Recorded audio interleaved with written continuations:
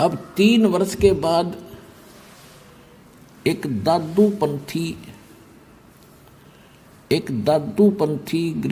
संत था, क्योंकि दादू साहब जी को भी परमात्मा ऐसे ही लेकर गए थे सचखंड में, एक जिंदा महात्मा के रूप में आए थे। और 7 वर्ष के दादू जी थे, तब बच्चों में खेल रहे थे, वहाँ उनको मिले थे, सचखंड लेकर गए थे, फिर वापस छोड़ा था।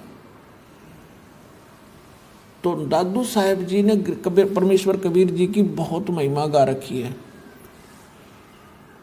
जिन मुझको निज नाम दिया सोए सतगुरु हमारे, दादू दूसरा कोई नहीं वो कबीर सिरजनहारे।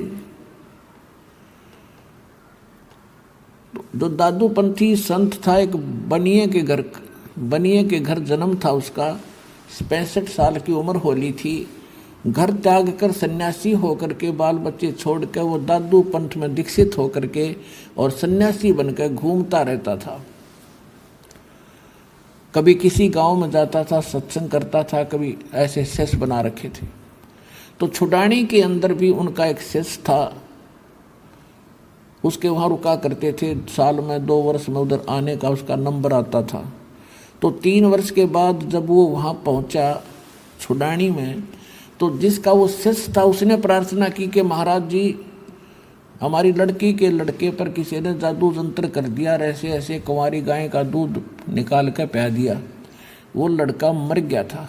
यह तो शुक्र है भगवान का, उसके सांस वापस आ गए, लेकिन वो पागल हो गया। और कहते हैं संतों की विद्या को संत ही काट सकते हैं। आप दया कर दो, आप कुछ कर सकते हो तो उस दादूपंथी गोपाल दास नाम था उसका। गोपाल दास ने कहा कि भी लाओ मेरे पास, कोई दिक्कत नहीं, भूत प्रेत का साया नहीं रहेगा, मैं जानता हूँ विद्या। अब वो व्यक्ति गरीबदास जी के नाना जी के पास गए और उनसे कहा कि ऐसे ऐसे मेरे पास एक महात्मा आते हैं, बड़े पहुँचे हुए हैं, और बच्चे का वो इलाज कर देंगे। तो 5-7 गाँव के बुजुर्ग से, जिम्मेवार से आदमी उस बच्चे ने लेकर वहाँ गए, उसी गांव को, उसके घर पे। तो गोपाल दास ने पूछा कि बेटा, वो कौन था जिसने तुझे बर्बाद कर दिया? क्या नाम था उसका? कौन था वो? क्या किया उसने? तो गरीबदास जी ने कहा कि मुझे बर्बाद नहीं किया, मुझे आबाद कर दिया।